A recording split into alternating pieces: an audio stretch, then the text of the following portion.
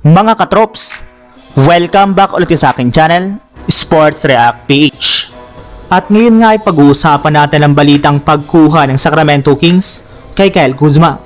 Pag-uusapan na rin nga natin dito sa ating panibagong video, ang balitang meron na nga na pong babalik sa Los Angeles Lakers.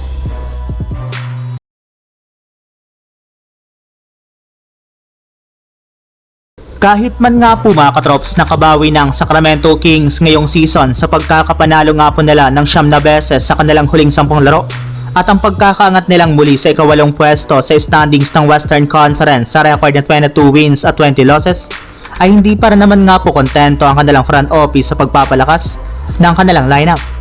Base nga po sa kalalabas pa lang na balita, plano rin naman nga po nilang gumawa ng trade bago ang deadline sa Pebrero. At isa nga po sa mga naibalitang move na kanilang gagawin ay ang pagkuha sa matagal na nga po nilang target na si Kyle Kuzma. Mas lalong uminit pa nga po ang ganitong klaseng balita ng mismong si Kuzma na nga po ang personal na bumati sa team owner ng Sacramento Kings nang magkaharap nga po sila kahapon ng Washington Wizards. At kahit man nga po inamin na agad ni Kuzma sa kanyang interview na hindi basketball related ang pinag-usapan nilang dalawa ng team owner ng Kings, ay hindi para naman nga po nito mabuburang usapin tungkol sa kanyang trade. Sa katunayan, may insider na rin naman nga po mula sa Kings ang nagsabi na tunay nga na po talagang desidido ang kanilang team na kunin si Kuzma mula sa Wizards gamit ang kanilang player na si Kevin Huerter at ang ilan sa kanilang mga future draft pick. Samantala, punta naman tayo sa ating sunod na pag-uusapan sa balitang meron na nga na pong babalik sa Los Angeles Lakers. Pagkatapos nga po mga katrops ang nakakadismayang pagkatalo ng Lakers nung nakarang araw laban sa Clippers, ay babalik na nga po silang muli sa kanilang home court na Crypto.com Arena para kalabanin ang koponan ng Washington Wizards na isa sa mga pinakamahinang team ngayong season sa NBA.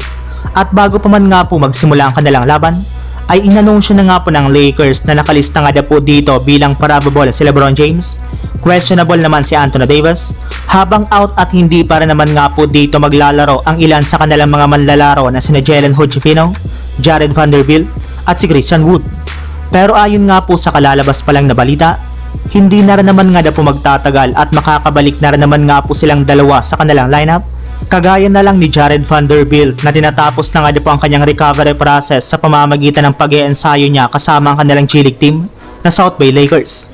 Yes, nakakapag 5 versus 5 na nga po ito sa loob ng court, kaya malaki na nga po ang posibilidad na makapaglaro na ito ngayong linggo o di kay next week para sa Los Angeles Lakers. So yun lang mga katrops, ang handog kong story ngayong araw. Sana nag-enjoy kayo, please like and subscribe my YouTube channel, Sports React PH, para sa iba pang story at update patungkol sa NBA. Kita-kits muli sa ating susunod na video.